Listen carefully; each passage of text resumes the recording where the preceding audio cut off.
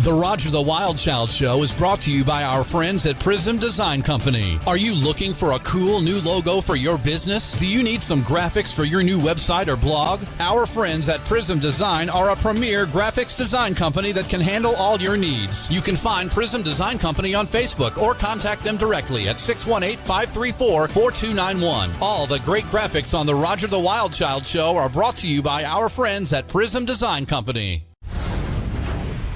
This is Tim Kelly from KICR Indie Country Radio. Along with my Vice President Don Swartz, we invite you to listen to Today's Country with Tim Kelly every Thursday and Friday night live at 7 p.m. Central Time from Branson, Missouri, the live entertainment capital of the world. We play new country's best by indie artists like Philip Sanders.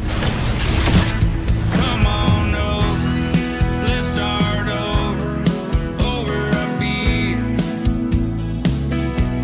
Yeah, I got a six-pack, you can just sit back, 'cause I wanna make a couple things clear. Elise Harper.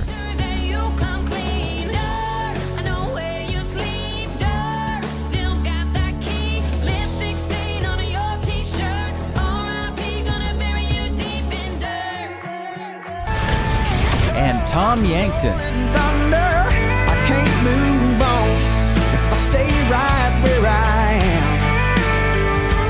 I got to drive, I gotta drive. You can listen to the show on our website, KICRIndieCountryRadio.com. Now, ladies and gentlemen, get ready for Roger the Wild Child Show. 1, 2, 1, 2, 3. Let's go! Hey, y'all! It's time for Roger the Wild Child Show. Come on! Here we go again. It's another fun-filled edition of Roger the Wild Child Show with your host, Roger the Wild Child, and the Feed Mill Guy. Plus, weather with Frankie McDonald. Nashville music news with Elise Harper, and party time with Moonshine Shenanigans. Yeehaw! Let's do this. Roger! It's Roger the Wild Child Show!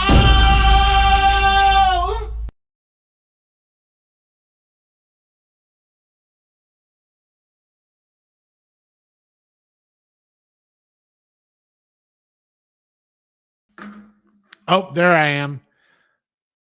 I can't hear you. I'm unmuted. I can't hear you. I can't hear you, though. That's weird.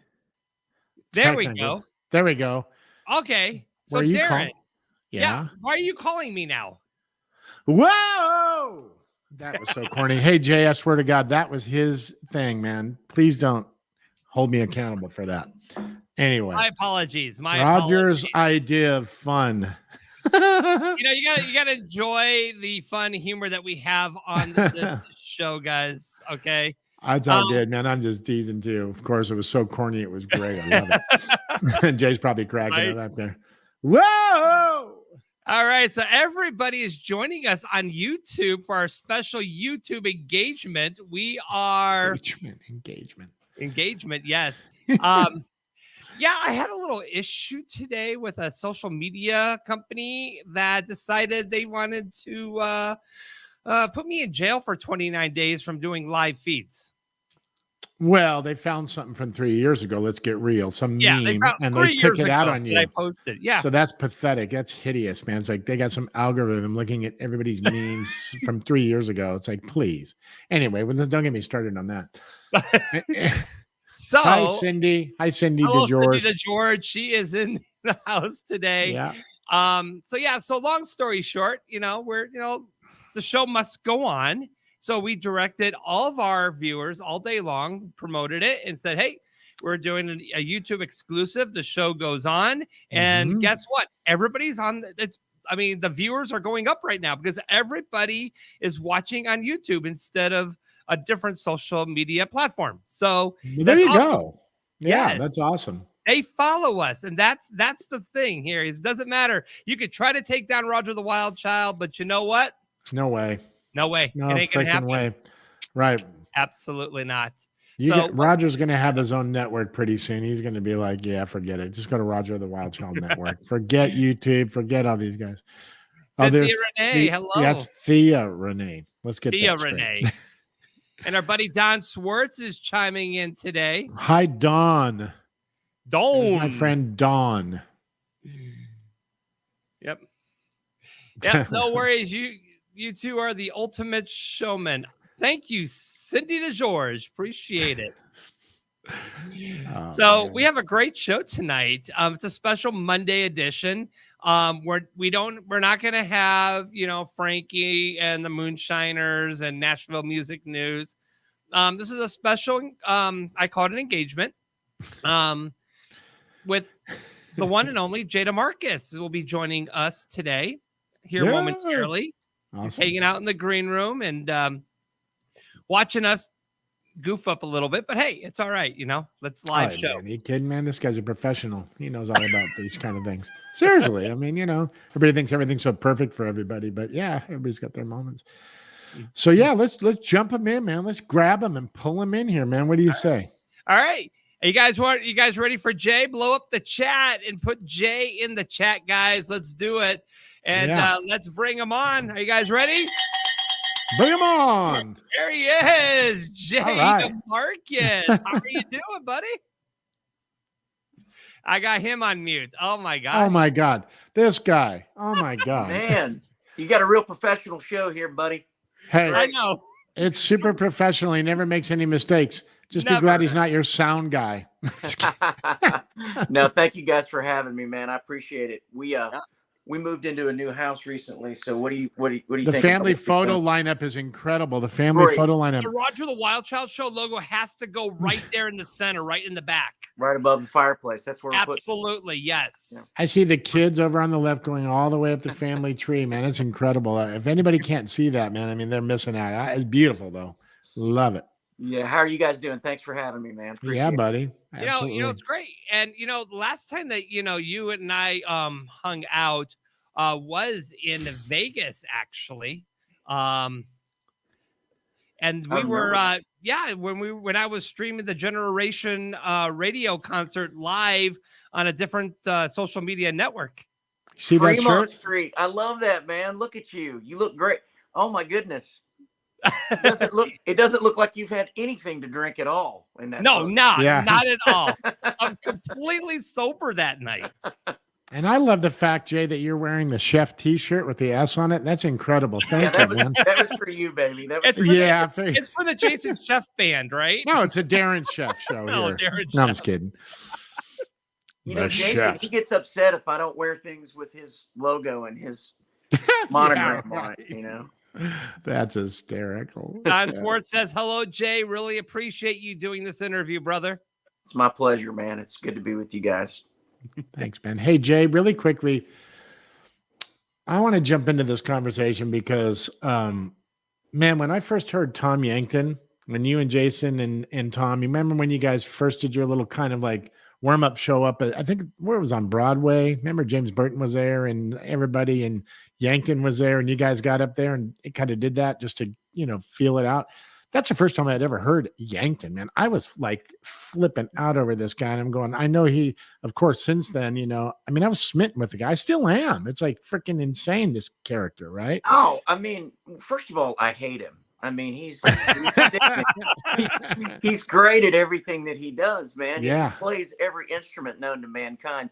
He plays drums, steel guitar, fiddle, guitar, bass, keyboards. He used to be in the Flatts Road Band for a couple of years, and we used him on everything. He sort of filled in the blanks. And whenever I went over to piano, he played bass, and he'd play guitar, and he'd play a little bit of auxiliary keys. And so, and not to mention, he's just an extraordinarily gifted singer too. Absolutely, he is. God, man, just sing anything. So I feel very honored to know and to be around people like Yankton, because those are the kinds of people that make you rise up and make you better than what you are. Heck yeah, man. Right.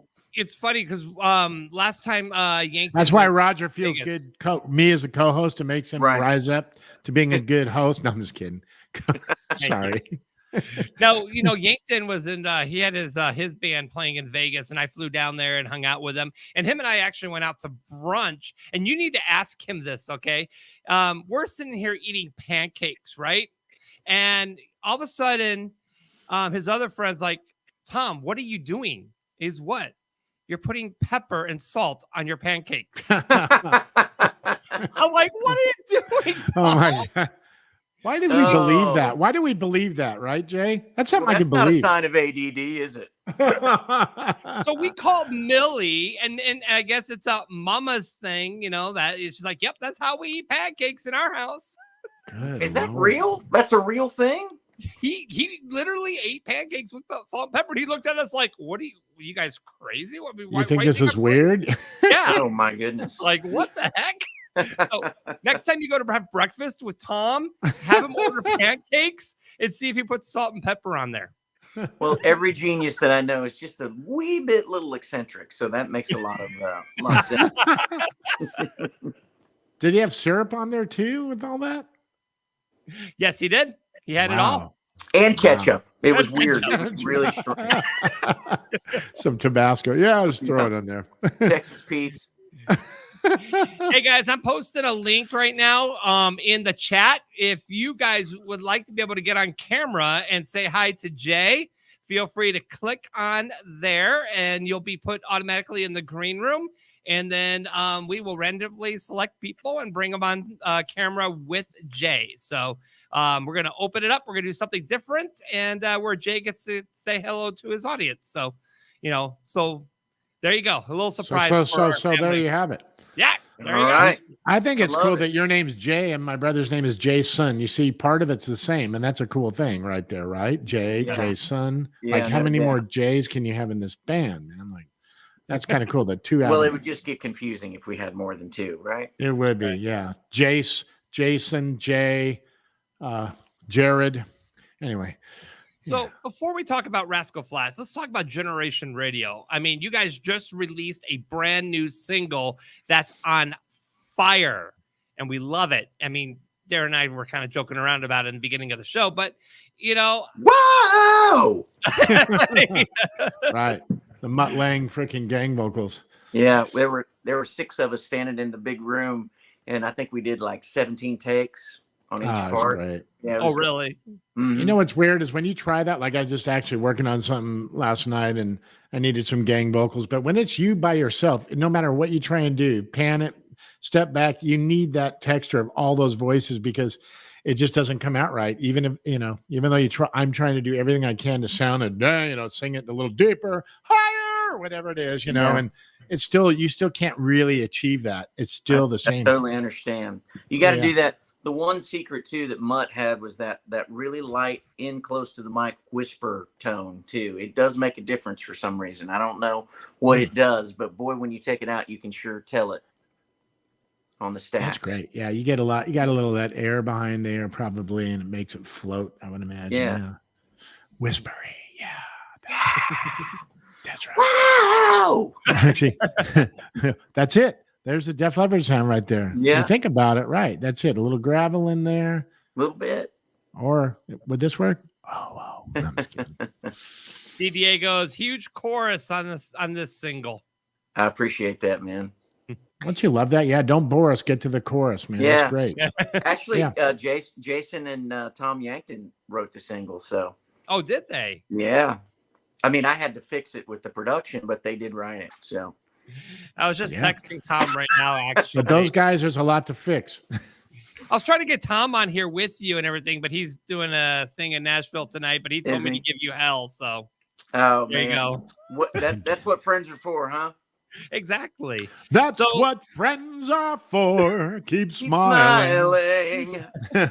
Keep shining. What's really interesting that I hear about your band or with your music is that you guys all taking turns taking lead singers or lead vocals in the songs. Is that correct? Yeah, we try to pass it around as much as we could. The funny thing about making that record is the pandemic, we were right smack dab in the middle of it. Everybody sort of huddled at my house for a couple of months.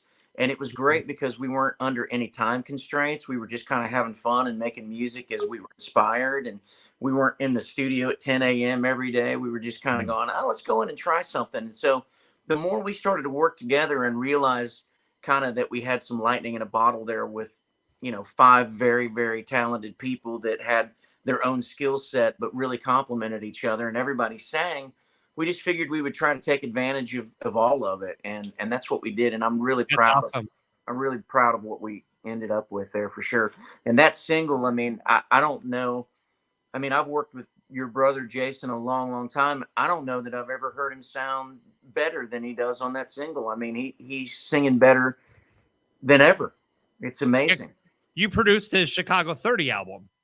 Yeah, I did. And that was for a kid in Columbus, Ohio that grew up idolizing Chicago, the band, that was a dream come true for me. So that was one of those things that I look back and kind of still to this day have to go, wait a minute, that was real, right? I mean, that wasn't a figment of my imagination, but it's, that's how Jason and I became very, very close friends. And it's one of the best musical experiences of my entire life, being in the room with those guys and just being around my heroes. And so you can imagine now, fast forward, what it's like for me to actually be in a band with some of the guys that I've grown up admiring, idolizing. My entire life. And, even Dean Castronovo, playing with him, tracking with him in the studio and singing with him. And, he did a bunch of shows with us last year. And then of course, I think Journey got jealous when they saw what they let go and they called him back into the band. And rightfully so. He deserves to be back in Journey. And we didn't skip a beat, and we plugged Steve Ferroni right in there, and he has been a monster. He's not on the record, but he's been playing live shows with us, and I mean, we didn't skip a beat. He's for the audience who don't know, Steve was the drummer for Tom Petty. Tom Petty, the Heartbreakers, Duran Duran. Played on all kinds of records, all kinds of hits. Anita Baker. I mean, there's so many things this guy's played on. He probably played on 90% of the stuff you heard on the radio in the 80s, 90s. And he just got off the road with John Mayer. So yeah. Oh yeah. He's a massive dude. Yep. And you know what, Jay? I mean, that's cool, man, that you got that experience because, with these guys and you got to work with them and all that. But I'll tell you, I'll never forget walking into the studio with my brother and watching Foster and Humberto Gatica working with these guys. You're talking about an experience, bro. Give me a break, man. I mean, what a time for us, man. I'm sitting there I saw that Foster ethic, man, which could really get people crazy, man. Letting people sing one down and then breaking every little thing down into one line or maybe even a few words and going, hey, at the end of this, just kind of, get a little more breathy there. Sing this. I mean, we're talking nip it. It made people crazy, but look at the records like, the Celine Dion's and the Barbra Streisand. She went really bananas, but then when she heard it all finished, because she's like, man, I sing songs down. And man, she was like, this is the best vocals I've ever heard, but that's, you're either going to love that out of the guy, or you're going to hate it. And at the end, it's something really incredible. I don't disagree. I mean, I've known David for years. In fact, he dedicated our star on the Hollywood Walk of Fame for us, and he's never recorded anything with us before. But because I admired him so much, and we were all influenced by the records that he made, our friendship was such that I called him up and I said, I know you've never done a record on us, but I would love to have you there to dedicate this star to us because you really were my musical hero growing up all the years, and I learned. I didn't know it, didn't realize that there was a common thread through most of the records that I loved. Yeah. When I started reading liner notes, it was the players, and more importantly, or just as important, I started seeing David Foster's name as producer on all these. And then I learned what a role was of a producer and what a great, fantastic musician he was and arranger he was. And I followed him my entire life. So, that's another thing that's been surreal for me is to be friends with David and to be, we worked on a Disney record about 8 years ago, and just to, and he sent me the sweetest note when Chicago 30 came out, and it just, it means a lot to have his support, and also to call him a friend is a big, big, big deal. But no doubt, man. Yeah. Incredible. That, I remember hearing him. Jason got the Completion Backwards Principle album by the Tubes, man, when we were like in 7th grade or something. And he goes, "You got to hear this, man." And then this ballad came out, I don't want to wait anymore, man. And I freaking flipped, man. And that was with Spooner. Is that his name? Spooner? Yeah. It wasn't Fee Waybill singing that one, but boy, I'll tell you what, that freaking sent me over the edge, man. And then, of course, Talk to You Later with Lukather and all these guys. And that was it. That's right before we moved to LA, man. That was a pivotal point, man. There was a lot of other cool stuff like the Earth, Wind, and Fire stuff that he had done. I didn't even know that he had produced that stuff at that point. I know. That was crazy. I do. I know. That's back in the good old days when Toto was making every record coming out of LA. Yeah.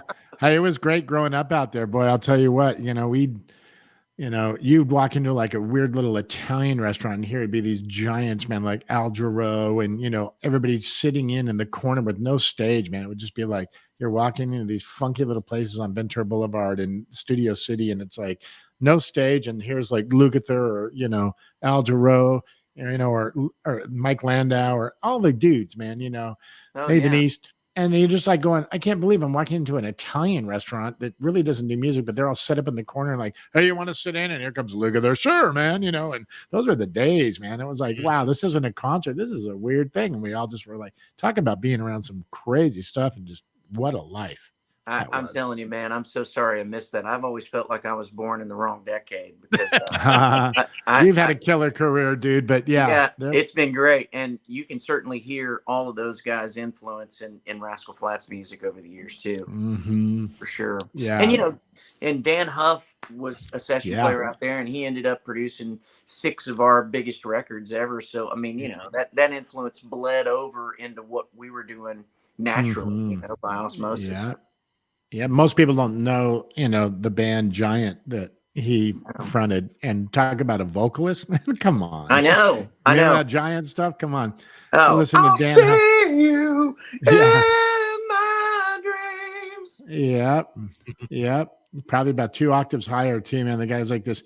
He was studying with this crazy old lady, man, in a vocal coach. Her name was Elizabeth Sabine, and she was in her 70s, and she was the one that taught all the metal guys how to get into the big high notes, into the screams without and it was, and I took a couple lessons from her too, because I was like, I'm curious, what is she doing? It's one thing to get through your passage and get through your break and get up in your head voice and stuff, but it was really funny because I remember going to her and I'm like, how do these guys get up there? She goes, well, have you ever noticed like a toddler can scream bloody murder, but they're not hoarse? That was, after like 5 minutes of it screaming bloody murder, they're not like, Mommy, I need some milk now. Yeah. She's like, they're just back to normal, man. But she goes, because they're doing that from the right place. So I'm going to show you how to do this, man. That was a good analogy because it was like, oh, you're right. Little kids scream. I love that. Yeah, That's man. great. And so she was the one though. So here's all these like guys from like, Poison, freaking Motley Crue, all these heavy metal singers, hair bands, and this 70-year-old lady, Elizabeth Sabine, was the big, not the Seth Riggs guy. He was handling all the R&B guys, but Elizabeth Sabine was the metal lady, and it was crazy, dude. You can look her up later; it'll blow your mind. 70 years old too. That's amazing. She was, dude. She was up there, man. Girls. Yeah, dude. I'm telling you, she was responsible for him. You can go look her up later; it'll blow your mind. Elizabeth Sabine. It's really. So Jay, Don Swartz had a question for you. He can't get on camera right now, but his question is, are you enjoying performing as much now as you did when you first started?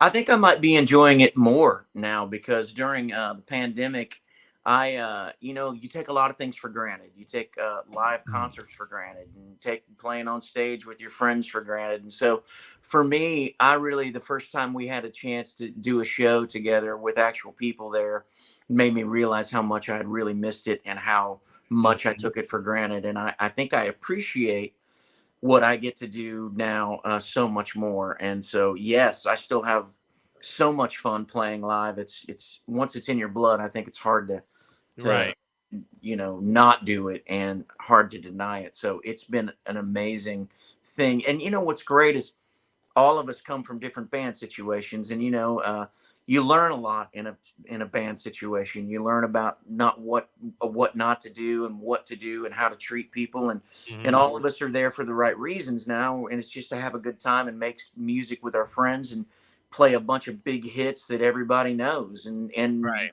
what's more fun than standing on the stage and playing a bunch of Chicago hits and a bunch of Rascal Flatts hits and Tom Petty Of and the Heartbreakers? course. I mean, it's a party in Vegas. it's amazing. It really is an amazing feeling, and I think the people love it too. And Yeah. we've had a little it's not trouble. We've had a little challenge in trying to explain to people what we are, because they hear, well, Rascal Flatts and Chicago and Journey, like, what? I mean, there's a country band, there's an arena rock band, there's a jazz rock band, and so we put together a little sizzle reel to kind of show people like what we do. And once you hear the music together, it makes a whole lot of sense, you know, because they're distant cousins to one another. So it all you kind were of a different name before Generation Radio, weren't you? Yeah, we had a name called the Rise Above, and there was a legal issue with a guy in Milwaukee, Wisconsin, that had copywritten that name, or trademarked that name, I should say, and was using it as a festival that never even took place. So we changed the name. Instead of going through a bunch of chaos and lawsuits and all that kind of thing, we changed the name to Generation Radio, and I really think that's better in my opinion, because it's more fitting to what we're out there doing. Exactly. I'm You're sure that bringing guy in was all like, "Hey, generation- you can use this name. Give me $500,000." It's like, yeah, right, dude. You know, No. sure. No, you know, he wanted a lot more than that. I'm sure he did. He saw the big names up there and went, "Okay, I've hit the jackpot." It's like, no, dude, you have not. Hey, we're changing the names. It's like, sorry, you're going back to Dollar General and working tonight. Anyway, that's actually where I actually do my gigs at Dollar General. It's different, you know, and it's where, and Five Below, I just kind of do that at casual. Like most people are at the Bluebird, you know, and all these places, but I do Dollar General around town. People do. I love that. It's different. Yeah. Just while you're ringing people out, just have your guitar there. What? Right. Oh yeah. I mean, it's my favorite store to shop. You know, my wife loves the lingerie there. It's incredible. I'm just telling anybody that hasn't bought their wife lingerie at Dollar General, that's the spot. That was his Valentine's Day outing with his wife. I did, yeah, and then I took her to Shoney's afterwards for dinner. We were group. Man, springing. When Big baller. I was here. thinking, should it be Popeyes, Crystals, or where should I take her tonight? And then because I want to get home, you know, and this Or Dollar you could General order lingerie. at DeMarcus Pizza online. Come on. Oh yeah, Absolutely. Donato's. Donato's will bring it right to you. Donato's did some Southern California thing going How in there did you too. get the pizza line going on? They're just friends of mine, and I grew up eating Donato's Pizza in Columbus. It started in Columbus, Ohio, and I've been telling them forever that they needed to get to Columbus, Ohio. So I kind of helped get them here. And There you go. I mean, I don't have any ownership or anything. They've always been really good to the band and really good to us every time we've gone to Ohio. And they've got some locations in North Carolina and Kentucky and Tennessee. So I don't know. They've just always been dear family friends, and I love their pizza. So I've tried to help them with their move to Nashville here. And they were kind enough to jump on board with the Vanderbilt Children's Hospital charity that we do, and have the DeMarcus Pizza, which is great. Where are they for located? dinner, everybody, you could go online and order your DeMarcus Pizza, and contribute to the charity. They're right down on West End, right across the street from Winners and Losers. Okay. Yeah. Nice. Yeah. Yeah. So let's talk about Red Street Records. Okay. Yeah, so that is your company that It you is. created. So I'm going to give you the floor. Tell us about it. And how did it all start? It started in 2018. I knew that, I could see kind of the writing on the wall with the Flats, and it started to become clear that I was going to have to pave a way for a new chapter in my life and career if we ever got to the point to where we actually were going to do a farewell tour, and somebody was going to either leave the band, or we were going to retire for a little bit, or just go away for a little while. So I started to kind of plot my strategy early on, and I started in Christian music in the early 90s in a band called East to West. We were on Benson Records and had some Dove Awards and some number ones, and Peter Wolf actually produced our second record there. So Not That's Jay weird. Kyle. Go west, east to west. That's I a know. weird That's similarity, isn't it? If you Because he listen to did go those two, west.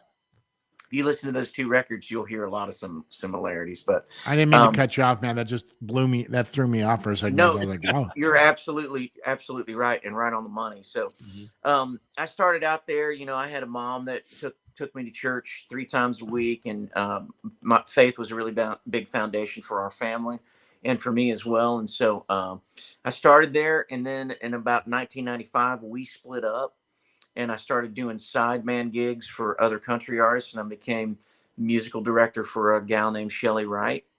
And that's how I got into country music. But backing up just a little bit, I knew and had been producing a bunch of Christian artists even while I was in Rascal Flatts. So, and I'd won a couple Grammys over there, and I thought, well, let me sign a couple of Christian acts and see if I'm any good at even running a record label. So let's start off small, see what happens, see if we can have any success. So in 2018, I signed a couple people, Jason Crabb, Avalon, and this kid that's just really on the verge of being a huge star right now, Cade Thompson. And started off with 3 artists, kind of to get my feet wet, hired a couple people that I knew really well, and said, let's kind of figure this thing out. Let's do things a little bit differently and be a very artist-driven and artist-friendly label, because I'm an artist myself, and I always want to make sure that I have the artist's best interest at heart so that we can all make money and be successful together. That would be the goal. We started to release some records and started to have some success, and then the pandemic hit. And I got to the point to where I didn't let anybody go. I was paying everybody's salary and not making any money myself. And the Flats were off the road. And I was in a very blessed spot to be able to do that. But we got about to September in 2020. And I was like, man, I think I need a business partner. And I'd known this friend of mine in town for 20 plus years. We were golfing buddies, and he's just a tremendous human being. And I called him up one day and I said, I know you retired and you sold your company. And you said, if I ever had something to run it by you, because you were bored and you were tired of playing all the golf in the world. And so I went out to his house and I met with him, and we sat down and I presented my business plan, and he came on as a partner, and we started to work together on the Christian label. And in December of last year, he came over and sat down. And he said, now that we've got this up and rolling, like, what can we do to really turn this into something really big? And I said, if you want to compete, the only thing I know to do is to get in the country music game, because I know that business extremely well. And I think we can do something special over there. So it didn't take but a nanosecond. He said, I'm in. I'll back the whole thing, hire who you want, put together the staff that you want. And so I went out and I think in the span of about 6 weeks, hired 8 people, and they were handpicked, and I had my sights set on them a while back, that if I ever had the chance to do that, I knew who I wanted to go to first. And so now Red Street Records has both a Christian and a country division. And that is awesome. Our first country artist is Ryan Griffin, who had a huge hit last summer with a song called Salt, Lime, and Tequila. And that's our first single that we're taking to terrestrial radio. They hate it when you call them terrestrial radio, but does that exist anymore? It does. And he's been out on his radio tour, and I couldn't be more proud. I mean, it's it's been an amazing thing. Great. And I'll they asked me to sign me and I turned them down, but it's cool. Now I'm kind of regretting it, but I'm like, oh well, I thought, see, well, I told you were going to be sorry. And so we just signed another act called Neon Union. That's a really, really great act. Jimmy Allen brought them to us. He put these two guys together. It's an African American guy and a white guy, and it's the first black-white duo in country music. And it is that's cool. Wow, man. I want to check that out. absolutely fantastic. Wow, that's so weird that it's taken so long for something like that to happen. I mean, I know. That's crazy, but that's cool, man. Can't wait to check that out. So have they actually recorded, or have they done some stuff? So we're having the signing party officially on Tuesday, and they've recorded 4 songs, and we're probably going to release a single in the fall and send them out on the road to the radio tour and get those boys started. We'll get them on the Roger the Wild Child show. I love that. They've been on the road with Jimmy Allen, so they've gotten a really great start there with building their own fan base. It's been really cool. So are these like kind of younger artists, kind of? Oh yeah. Yeah. Yeah, So, yeah. so kind of the flavor of the day of as far as country music goes, kind of the young. So like, I guess I'm trying to imagine what this sounds like. Is there anything out there yet to listen to these guys? Is there anything on the internet? Yeah, they have Not one. to- Before they Okay. got signed, they released one single called "Beer Up," and it's really great. It's on all the DSPs right now. We'll have to check it out afterwards. Yeah. It's Absolutely. really cool. It's anthemic party, rowdy country music. I mean, it's Hip really hop. great. No hip hop. It's kind I of. said funny. I said hick hop. Oh, I love hip hop. We got to coin that, man. Anyway. Self trademark hip hop. There you go. Another business venture right there. Got to always making money, right, Jay? That's right. Yeah, that's right. You got to have more than the deep cuts to keep the mansion. No kidding. Got to have the singles, baby. That's right, man. Definitely. So, Jay, let's talk about Rascal Flatts for a second, because I know a lot. A lot of your fans came from Rascal Flatts, and I know it's end to an era. But how did it all begin for you guys? I mean, how did you guys get together in the first place? Oh man, that's a pretty funny story, actually. So I was musical director for Shelley Wright. She wanted me to put a new band together.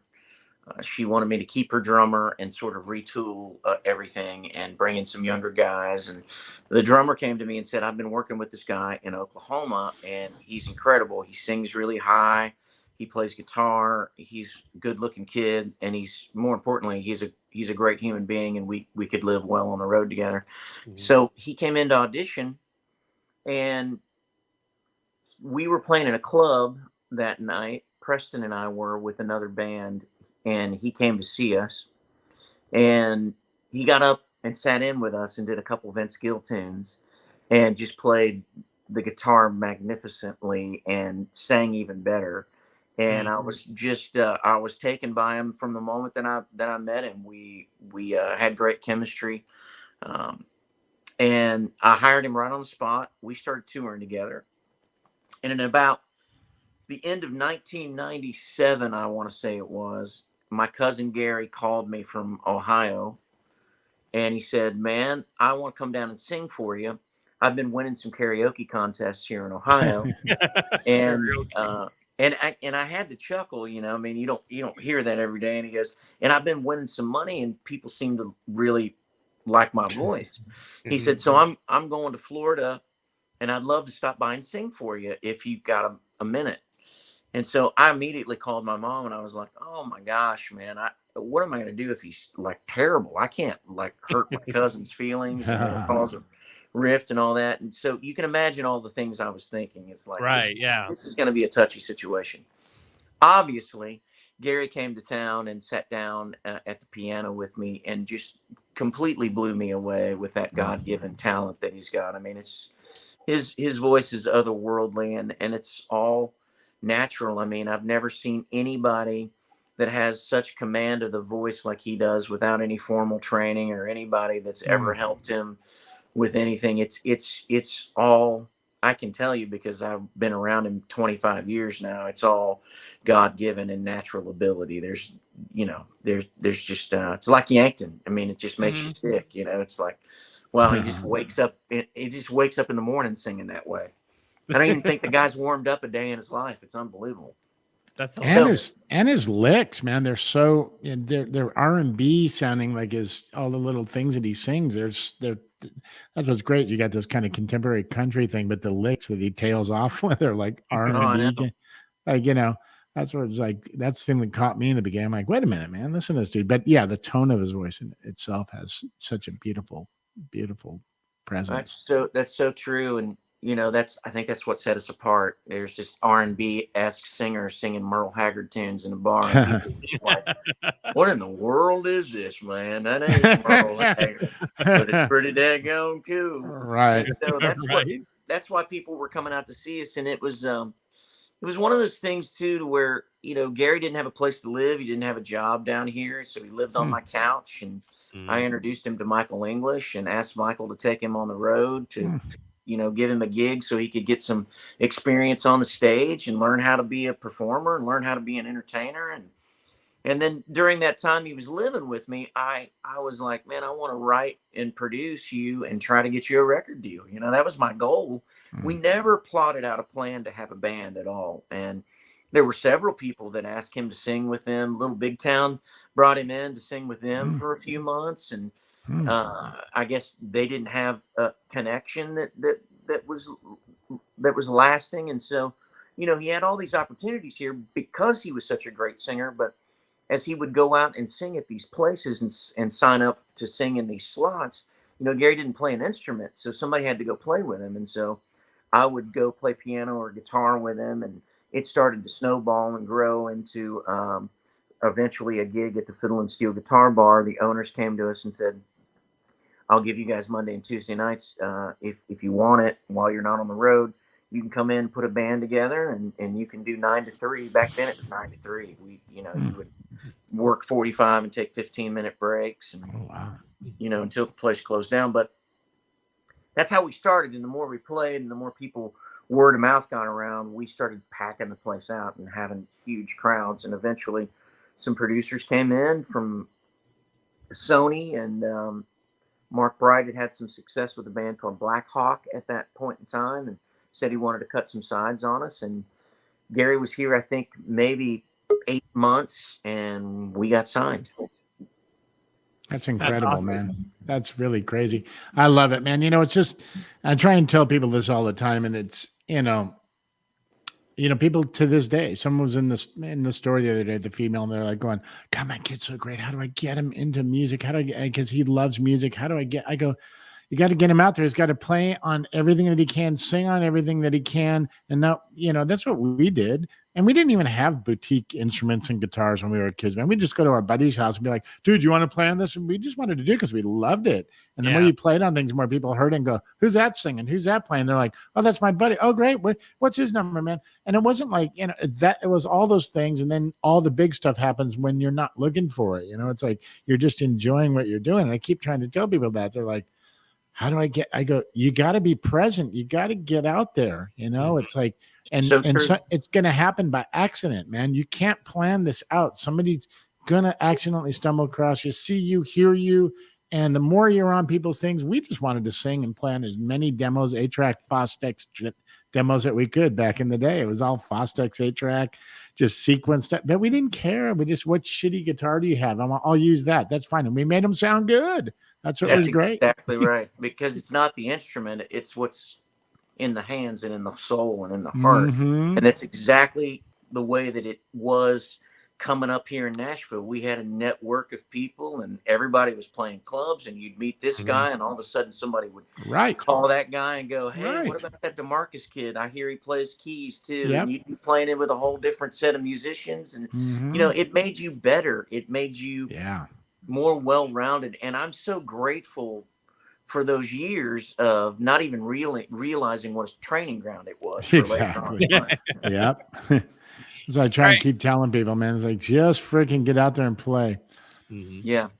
So Jay, what I want to do is our chats are blowing up. I've got people that want to say hi to you. So let's go ahead and connect with our audience right now. So let's bring on Rebecca. All right. Rebecca. Hi, Rebecca. Hi. She's one of the fans of the show. You are on with Jay DeMarcus.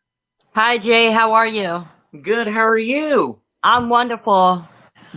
Awesome. Okay. Thank you for coming on by. No, I was kidding. Oh, thanks, Roger. I appreciate that. I'm just teasing you. Next. No, I'm just kidding. Next. I'm just teasing you. I'm just kidding. Question for Jay? Yeah, actually, I'm a huge fan of Rascal Flatts. Me and my wife, we love your music. Oh, and, awesome. My big question is, do you ever get nervous when you're on stage when you're getting ready to perform? Only when I'm out there. Yes. Other than that, he's fine. Yeah, when Darren's there, I get really, really nervous. Otherwise, I'm good. You know what? They're not nerves anymore. I think it's more adrenaline and anticipation of going out there and doing what you love and seeing what kind of impact your music has had on people. So for me, it's more of the butterflies about going out right before a big game. If you played sports or a football game or a basketball game, it's the anticipation of it. But I don't really have nerves anymore. Yeah, I started like I've known Roger a long time actually. I grew up, and me and Roger are like longtime friends. We grew up in Arizona actually, and I told him a while ago that I started writing my own music and stuff. Eventually one day I want to put it out there, but I get nervous doing it, so put it out there. Well, put it out there. Don't live with any regrets. You'll look back one day and wish you'd done it. Go ahead and do it. Follow that dream. Yeah. But I don't know. Like, I love your music and everything. I just want to tell you, a big inspiration of mine and my wife's life, and we're big, huge fans of you. And it's great hearing that you guys inspire a lot of people, especially us. Well, tell your wife to get in the photo with you because I mean, she's like hiding in the background. Hi. Yeah, hey. There she is, right there. You go. Okay. Hi, girl. You know, like you're just some secondary thing off the side there. Now, hi. Anyway, yeah, tell her to get her music out there.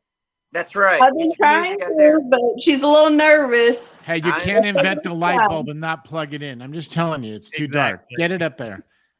Yeah, I do my videos on Instagram, so yeah. Oh, good. Well, there you go. That's a start. That's a start. And I just want to say thank you for those very kind, wonderful comments. That's the most any artist that's ever sung a song can hope for, is that his music inspires and touches people. So thank you for that. Yeah, actually, my ex-husband and I had played your Rascal Flatts song "Long Lost Road" for our wedding. Oh so, yeah. Yeah. Ex-husband. He's an ex-husband for a reason. Your husband? Yeah, my husband. There we go. Husband. That's but a yeah. little. It's a nod to Driggsy.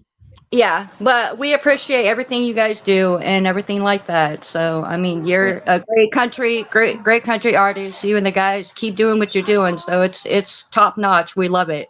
Thank you so much. I appreciate that. Thanks for coming on. Thank you. No problem. Bye, Roger. Bye, everybody. Bye.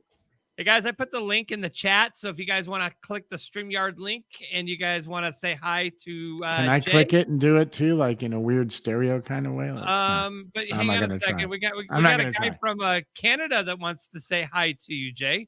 Good oot. Hi, Rascal. Oh, hi. Rascal, I'm doing great so far. I'm the guy to go on the Roger the Wild Child show every Sunday nights, and I do the weather for the Roger the Wild Child show. So I do a great job, and I also do my videos on YouTube. I do live stream on my YouTube channel, on my own channel as well, doing weather reports of different places in Canada and the States, New Zealand, Japan, and Australia, and Europe, and all these places in South America, like Argentina, Chile, Brazil, Venezuela, Bolivia, and all these countries. Global you left a couple out. Weatherman, I like it. Awesome. You have a question for Jay? Or I just wanted to say hi and introduce yourself, Frankie, because Frankie. Jay, the Rascal. I'd like to introduce myself. I am Frankie McDonald. My YouTube channel is known as Dogs and Wolves, aka Frankie McDonald. I'm doing great so far, and I got 149,000 followers on my Twitter account, and my Instagram is FrankieMacD1984. My Facebook is Frankie McDonald. My TikTok is Frankie McDonald1984. My Clappers and Twitch is Frankie McDonald1984, and my Snapchat is Frankie MacD1, and my LinkedIn is Frankie McDonald. And did you hear about that? I'm the guy who was on Tosh.0 Season 2, Episode 13 in June 2010 for my original viral video, Severe Earthquake Warning for California in September 2010. And I was on Tosh.0 Comedy Show. That's it. Wow. That's it. There you go. That's amazing. That's so great. Man, I just was like, wait a minute. He stopped there. It was like I don't know where. I was like, woo. Yeah, Frankie I thought that fast I'd pass out. Yeah, Frankie does the weather for us every Sunday night. He goes around the world. Around the world. Yep. I love and he does animal noises too on YouTube. Oh yeah, it's like a dog barks a lot and things like this. Cows moo, horses go yeah, and things like this. How does this tornado siren sound? Thanks for coming on, buddy. Pretty authentic. Right on, dude. Good to see you. Thank you, Frankie. Best of luck to you. I'm Frank. Best of luck to you. I'm Frank Dell. You're listening to Roger the Wild Child Show. Okay. Thank you, Frankie. That's good. You got some Frankie in there. That's great. I know. Gary Simmons goes, "Oh my God, where did that guy come from?" You know what's crazy is Frankie does our weather. That guy does a tornado siren and get 500,000 views on YouTube doing that in Amazing. days. I mean, he's like, it's crazy, man. I mean, the guy does the weather and it'll go from one continent to the other, every city, and just rattle it off. And it's incredible. Anyway, Cindy DeGeorge, what is she saying? Jay, how hard will it be to get a terrestrial radio or get on terrestrial radio? And would music directors try to box you into a format? Are you talking about Generation Radio? Yeah, I'm assuming. Well, I think it's going to be a challenge to get on terrestrial radio, although there are some great outlets there and playlists on the DSPs and satellite radio that play, classic rock. And I think that's kind of the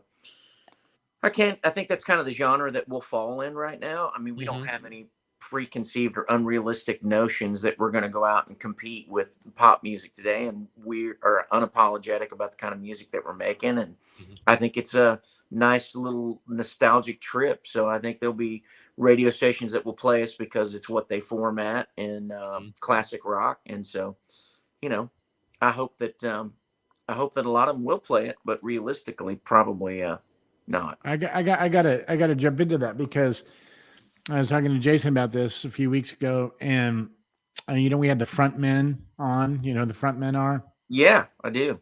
Mm-hmm. So they were on, and we were talking, and they were saying they were doing some music. It really made sense, and Jason and I were talking about it. It's like, since you've written some stuff on this new project that is written specifically with that same style, lyric content, production, and everything. And same with the frontmen, they were going, hey, they're still playing our 90s stuff and our classic stuff. So if we're going to be writing new stuff, let's write it like that without the new modern twist, because then it's not, you're going to listen to the same thing, the same people, the same production, the same thing that they're playing on classic rock today. So it's like, yeah, these are the same guys. If you're willing to play all that stuff that they had, all the big hits, and the new stuff sounds like it's a throwback, production-wise, lyric-wise, song style, writing style. Now you're not separating yourself to go, well, okay, they've really kind of evolved into something different. That's beautiful. Same with the frontmen. They're going, no, we're going to go back to what made us this, and we're going to present that to these spinners and go, hey, this sounds exactly like what we did 25 years ago. And why wouldn't they want to play that? I mean, and you guys too. It's like, why wouldn't they put that on there? It sounds totally just agree. like, yeah. I've had some conversations with some program directors in country music, and it's interesting because at a certain point you compete against yourself. It's like you've had so many hits. Rascal Flatts, for example, we can put a new ballad out tomorrow, but people have What Hurts the Most and My Wish and God Bless the Broken Road, and it's kind of like after a while, it's like, why do I want to play something brand new when my listeners have been familiar with these hits for so long? And that is a real thing and a real issue with bands that have a long tenure at radio. Mm-hmm. And the spots are getting so much more and more smaller too. All right. So Jody Tabikis said, burning question is will Dylan make a guest appearance on stage with Generation Radio this summer? Hey, Jody. Good to see you. Thanks for giving us the question. I know Jody. She's been a loyal fan for a long time. Dylan is my son, and Jason and I actually talked about bringing him out to a show and probably surprising some folks with him at some point, because that kid can do it. I'm telling you, he's going to be something. There's no, he's already something, but how old is he? He's 9 years old. Oh, wow. Man. Yeah. If you haven't seen him on my Instagram page yet, singing Don't Stop Believing, it's worth the view for sure. Oh, wow. I have to go check that out. And me too. I'm definitely going to have to check that out. We got another viewer that wants to say hello. DDA. Oh, DDA. My God. Hi, guys. Hi. Hi. Well, it's good really morning for me because I'm here in the Philippines. So it's actually and he's French. So 8:54 a.m. Tuesday here. So hey, Jay. Hey, how are you? First, thanks for the music. Really great stuff out there. I mean, I was actually I started following you guys when you started, before it was Generation Radio. Little backstory: Jason, Darren, and I go way back to '83.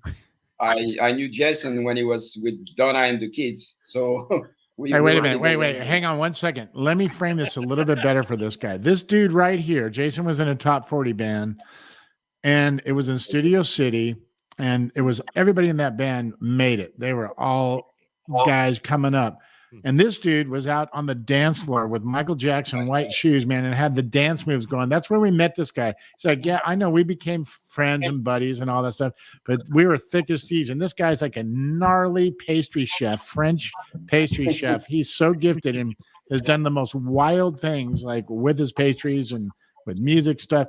But anyway, so that's let me get. I just wanted to get. Man. Yeah. Thanks for the embarrassing story. No, show us. Let's show Do you some still have moves the white back. shoes? That's what I got to know. Do you still have the white shoes? Oh my God. No, I don't have the white shoes anymore. I don't know what happened. I don't know what the hell I was thinking. Hey, 1983. We were That's like right. 17 years old, man. We were like 17. I wasn't even old enough to get in that bar. Jason No, we was. were 20. We were 20. 20. You were. Actually, that's when, because Jason turned 21 in April, and you were using his ID to get in. See, Oh, it's yeah. my turn now. And by the way, you talked about Tom Petty earlier. Do you remember the Tom Petty concert we went to? Oh, yeah, we did go to Tom Petty. That's right, man. At the That was, amphitheater, we got tickets last minute. It was full of I remember. marijuana. I remember Marijuana. that. This guy's been away from France for freaking 60 years. So marijuana. He lives in the Philippines and he still sounds French. Good God. Do you speak Filipino, dude, at all? Or? Well, not a whole lot, actually. I understand a little, but it's a tough language, and everybody speaks English here, so it's kind of hard. You don't have the immersion, where you really are forced to learn. So, but yeah, your music. I mean, that new single, and from what I understand, all the singles coming out will be different. They will. They're the thing about it is when we made the record, we tried to play to everybody's uniqueness, and of course, Jason is a fantastic, accomplished singer, and so is Dean. I mean, Dean, I think, sings Journey stuff as well as anybody's ever sung it. And Heck yeah. we feature him on there, and then we've got some stuff that leans a little more country because of my influence too. So it's really, really fun to hear all of that together on one record. It's been really cool to listen. I mean, that's a thing of the past to listen down to the whole record together, but it's really cool because those things really live and exist well together. Yeah. Well, yeah. I mean, those different styles of music can still blend, especially when the same elements are present in the studio. You have the same music, you have that connection, and that's the one thing that you can feel. I follow a lot of bands. Even though I'm a chef, I mean, I've always been immersed deeply into music. Most of my friends are musicians in the Philippines, and I have a lot of friends still in the US also. And so I'm always following musicians and well, sing us something. Go ahead, DDA. Yeah. Sing us something. Go ahead. Don't hold Come on, back. bring Sing it us out, something. DDA. Go ahead and break out something, buddy. Bust something out a cappella. No, I did that a few days ago. But anyway, sometimes I jam with bands. But seriously, no, you can feel that connection, the chemistry between you guys. I mean, really, I appreciate that. Yeah, and the passion, that somebody was asking about, do you still feel the same, and it's like, when you listen to music to an artist, and you can feel the difference between somebody who's trying to play perfectly, every single note, or somebody who's just playing. I totally agree.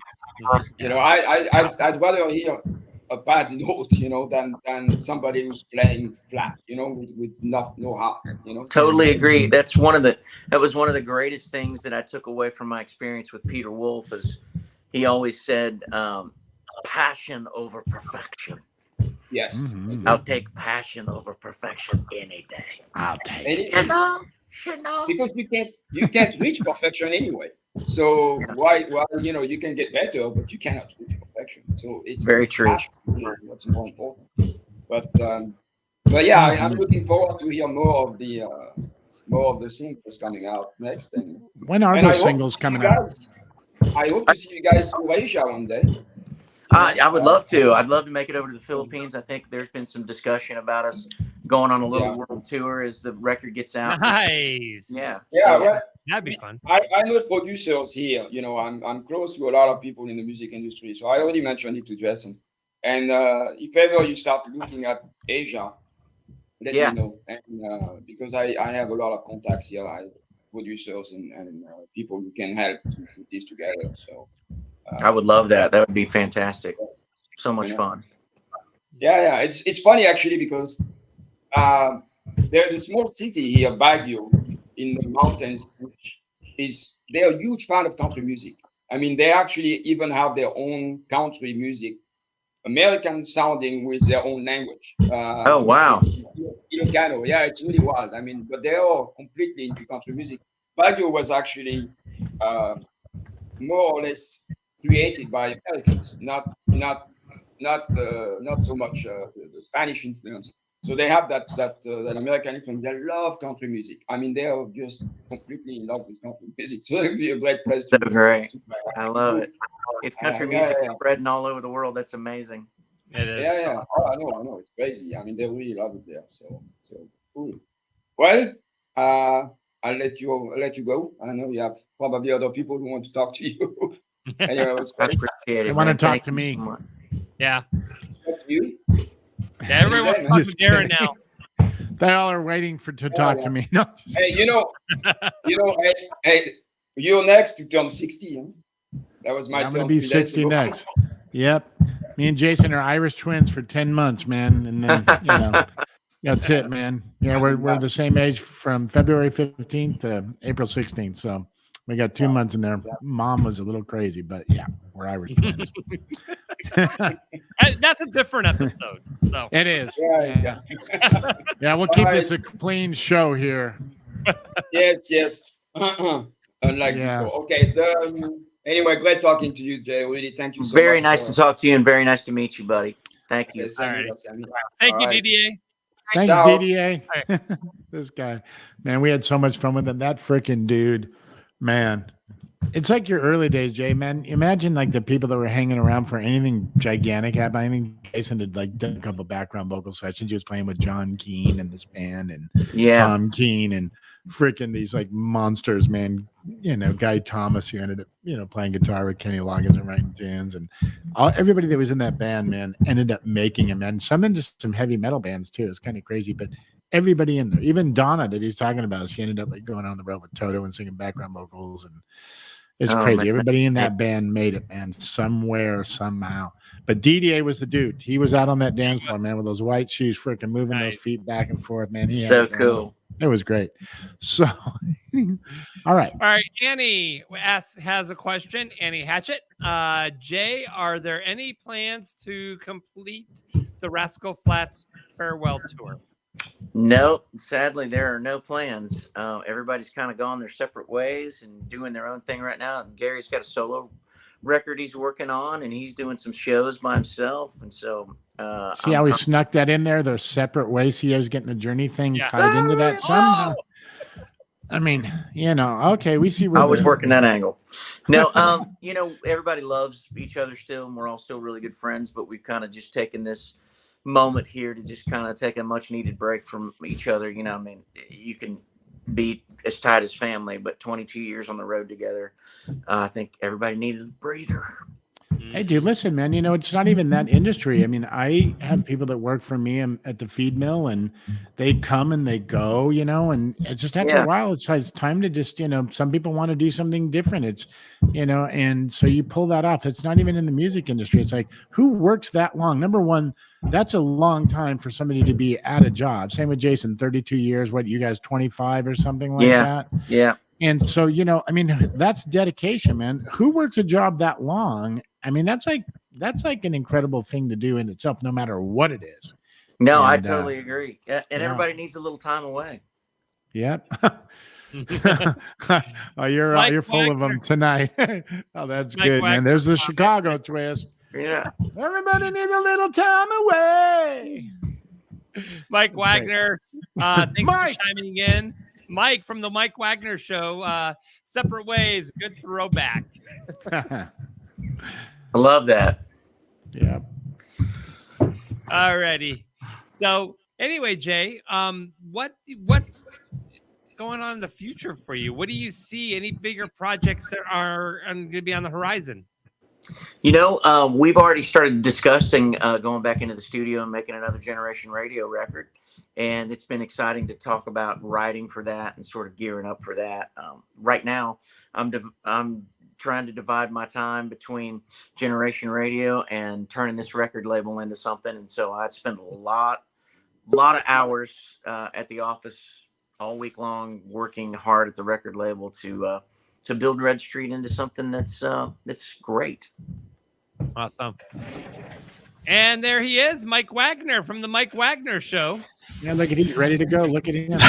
How the heck are you guys? Hey, Jay, how's it going? Love Good. your How work, are you guys. doing? Rascal Flatts. Love it, man. Your guys are great. Thanks, man. I appreciate it. Oh, man. Still love life as a highway. I'll tell you that. Just love it. My Thanks. life's a highway pretty much. I'm just high. No, I'm just kidding. I'm just teasing you. I don't do that stuff. I'm 60. I can barely get out of bed with arthritis. I don't touch that stuff. What was that? You can't do what? I'm not too far behind you. I still got to get up early in the freaking morning. Brutal after you get a little bit older, man, trying to get up out of bed. It's like, ah. Oh my goodness. I pulled a muscle stretching the other morning. Oh, I know it, man. It's like, what the heck, man? Like out of nowhere. You're like, no, I can't say it. I got to keep it clean here. Anyway. So Mike, All right, Mike. do you have a question Yeah, or Mike. anything? No, Hey, Jay? I just want to check in and say hi and everything. And Jay, just another question too. Like with 32 years, you've been on the road with Rascal Flatts and everything else. I just chimed in late. I just got done with an interview with Julia Sullivan of Bone Knuckles talking about her time with the Nez Perce tribe up in Wisdom, Montana. What are your plans afterwards? Anything solo, taking another project, or what do you got planned and going on? I've got so much time that I put in at the record label. I haven't really thought about doing a solo record. It's been something I've wanted to do to kind of get it out of my system and sing some songs that I've always wanted to sing.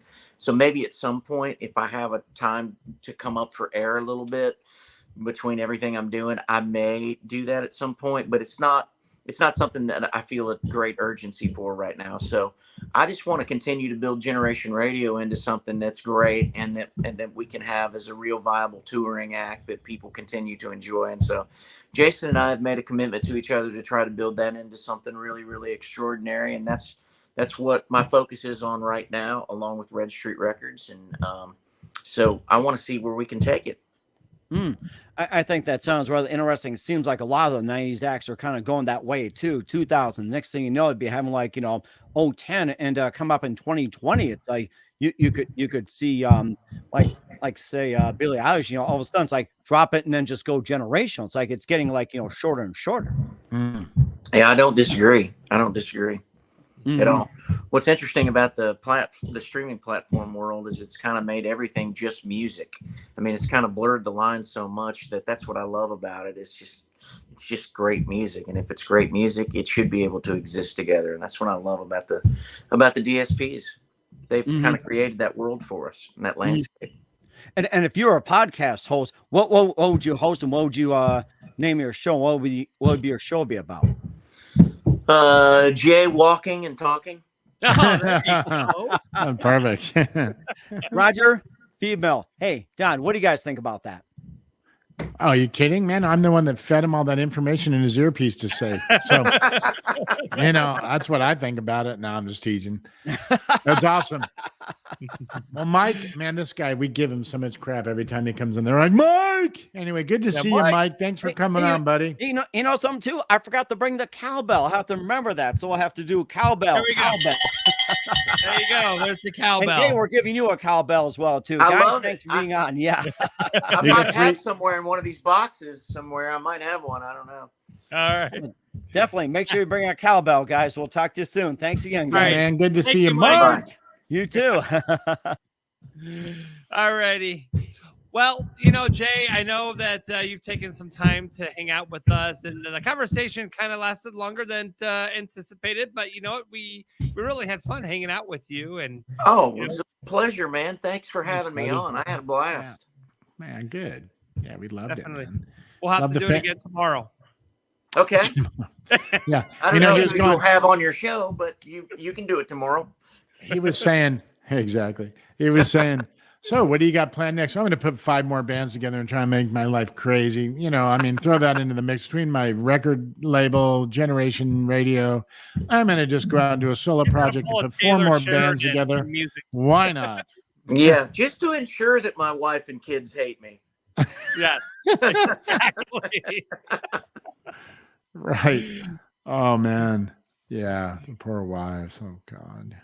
Yeah. I was noticing that, and I was at the car wash yesterday, just like this incredible vacuum thing in there, and it's like, it's a new car wash. And I was like noticing there was all dudes at the car wash, and they're all taking this vacuum meticulously and getting in between the seats. And like, it was like, these guys were like freaking Molly maids, man. They were like going nuts. And I'm thinking, and then our poor wives, man, we go home. They're like, do you think you can help me vacuum the kitchen? I'm like, what? You want me to do what? With the freaking car wash. I've been at the car wash for 2 hours detailing it. You want me to do what? It's amazing. We're horrible. You know how it is. You used to win me prizes at the county fair. Now you're watching football in your underwear. That's the story. That's very, very true. And it takes a special woman to tolerate our lifestyles for sure. No doubt about it. I've got to agree with you guys. Goofy guys. Absolutely. Well, right on, Jay, man. Thanks, buddy, for coming in, and everybody in the chat loved it. Yeah, my pleasure. Thanks, everybody, and thank you guys. Darren, good to see you. You too, buddy. Roger, I'll see you soon. man. Thank you very much, and we'll definitely see you on a tour coming soon, and maybe you guys get a show in Boise. That would be cool. I don't know. Find somebody to bring us in. We'll come visit Boise. All right. Sounds Boise. like a party. He said it right. Boise. I know. He knows how to say that. Boise. Boise, not Boise. It's no, Boise. I said Boise. He did say Boise. He said it right. Yeah, I know he did. But a lot of people will sit there and go call it Boise, and you're like, oh no, you're not a local. Nope. Boise. Boise. That's like New York. Boise. Boise. How you doing, Boise? Anyway, forget about it. Yeah. I appreciate it. Of course. You have a good night. You too. See you, buddy. What a great guy he is. I mean, fun interview for sure. A lot of fun. I mean, great person. I mean, him taking the time to come and hang out with us, to be on the show. I mean, booking him was 9 months in the making, but hey, you know what? We finally got it, So yeah. Pretty exciting. Yeah. I think everybody loved having him on here too. Because there's a lot of, I get a lot of questions, and I don't even try and speak, because my brother's associated with this, with Generation Radio. So people ask me questions all the time. I'm like, I don't know. I don't ask all those questions. When I'm together with my brother, we're not talking about all the details of that stuff. We're just talking about our families and what music we're doing, but not the details. So it's great having him on here. I don't like to speak for any of them anyway, even if I think I know what it is, but it's great to have Jay on here to really answer a lot of those questions that people have been wondering about and asking about. And so that was great. And it was cool to bring in the audience into the show today. It's something we don't normally do is, throw in a link so they can hop on the video. Yeah, it was great. So we got to do that more. Well, what? Well, here it is. This is what I was going to tell you. All right. We've tried that in the past, and people didn't log in. They kept into the chat and kept asking questions. Jay actually got some people to get on the screen. The YouTube. People are camera shy, but don't mind texting a question, or maybe even if there was a phone call that get on the phone. But to get on video, I know it gets kind of scary, intimidating. You're like, oh my God, these people are looking at me, and I'm going to ask a question. But we offer that option for you. If you want to actually go face to face with some of our head to head, toe to toe, face to face. Come on, let's do it right now, man. Whatever. Head to head, toe to toe. Let's see you. But yes. We do like to be able to make that option available for you guys. So option to be able He's got all these big $1 million Jeopardy vocabulary here tonight. It's like, Yeah, these options and the what did you call the show at the beginning? Engagement. Engagement. Oh my God. Killing me, man. Yes, this engagement this evening, ladies and gentlemen. And we have options here at the engagement. Oh my God. Guys, don't forget, coming up in August, we branch off into 2 different shows. We have the Nashville edition and the Hollywood edition. Darren will be leaving the Nashville show to help me spearhead the Hollyweird show. The Hollyweird show. That's where I'm from, Hollyweird. Yes. Mm-hmm. So, and Elise Harper's going to move into the co-hosting role, and we're still building the shows. So, don't know what surprises are going to happen before we launch the show, but you know what? Stay tuned, because you never know what goes on with Roger the Wild Child show. We always got some great talent. We always got some great gimmicks going on, and you know what? We have you. So we're going to give you guys Roger the Wild Child show ×2. So twice a week starting in August. So that Nashville edition and then Hollywood edition. Is that what it is? Yeah, the Nashville edition.